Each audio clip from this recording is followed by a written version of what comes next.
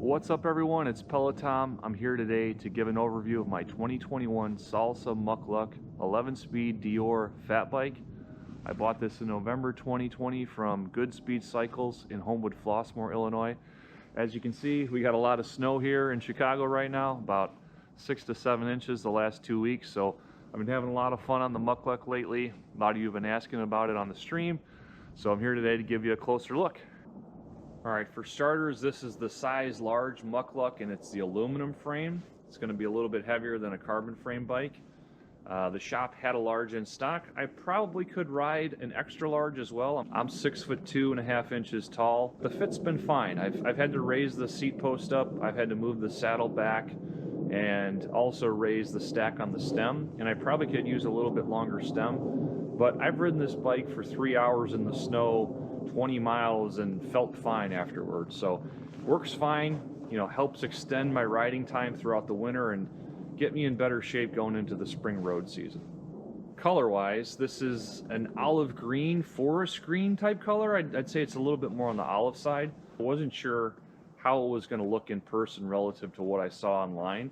It actually looked like a deeper, more saturated green color, but when you see it in person, it's truly a unique paint color. You've got some other things here. You've got an orange accent on the down tube, adding some character to the bike, and Salsa's kind of standard logo on the other side of the down tube.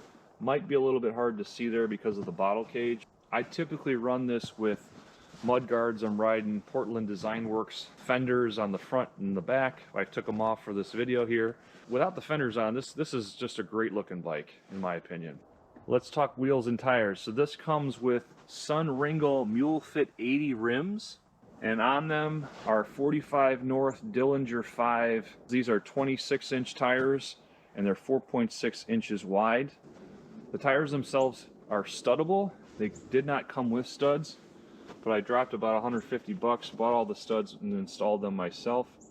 You do need a special tool to do that. It took me a few hours and a lot of elbow grease to get them installed, but I gotta say it's been worth it. Riding in the snow and ice this year, I haven't had any slide outs like I did last year without them. One other thing to note is if you're riding a fat tire bike, you need to run really low tire pressures.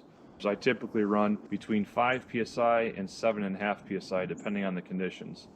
I'll run it lower when I'm going to be riding in deep compact snow, and if I'm going to ride on a snowy trail or the road, I'll typically run it on the higher side. One thing to note, most pumps aren't going to be able to measure the pressure when it gets down that low. So I use something called a low pressure tire gauge. This is it right here. You can measure anywhere between 0 to 15 psi. You pump up the tire, you attach this to the valve, and it'll measure the pressure when it gets that low. Another thing to note about the tires is that they're tubeless compatible. Mine came with tubes installed, but down the road it's likely that I'll take the tubes out and run them tubeless and save some weight. Given the size of tubes in fat bike, you can save anywhere between 1 to 2 pounds. This is a disc brake setup. It comes with Tektro hydraulic disc brakes. I think the rotors are 140 or 160. I'll confirm on that. The one complaint I have is that my rear brake started going soft about a week ago, and I had to rerun mineral oil in the line to get some air out of it. You know, that cost me about 30 bucks to buy that brake bleed kit. But ever since I did that, the brake's been acting fine. Just something to note if you're considering getting a fat bike. That may happen from time to time. As you can see here, there's plenty of clearance in the front fork to get rid of any mud or snow that might build up on the tire as you're riding. Some other things I like about the fat bike here is you got a bunch of Braze-On mounts on the front fork where you can run an extra water bottle mount, you can run racks, panniers, things like that.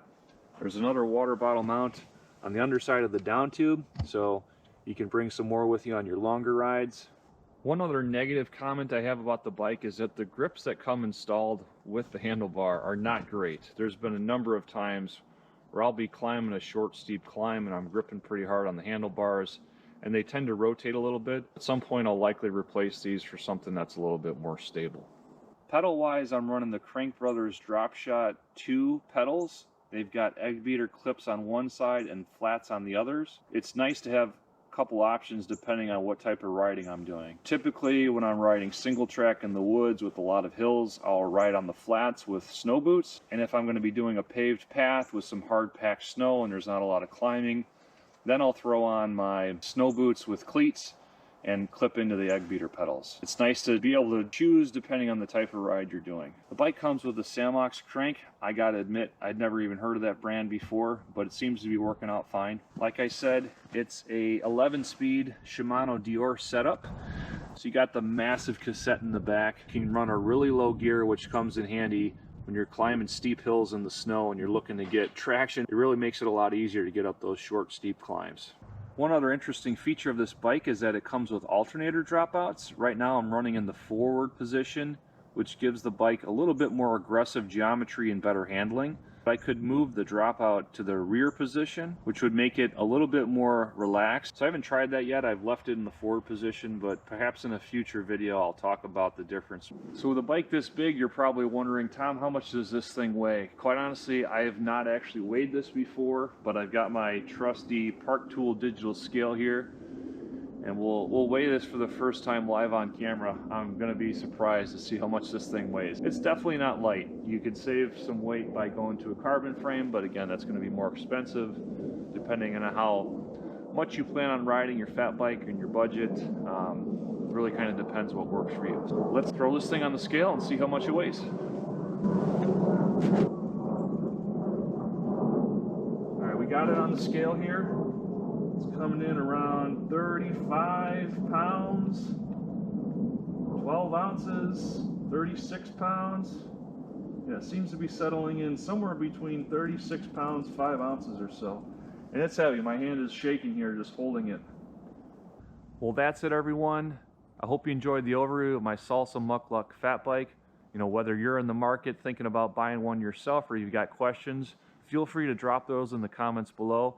And make sure you subscribe for future videos in the channel. As always, you can follow me over on twitch.tv/Peloton, where I do live IRL bike streams and indoor Zwift and RGT cycling streams around 4 times a week. I hope you enjoyed the video and look forward to seeing you on the next ride.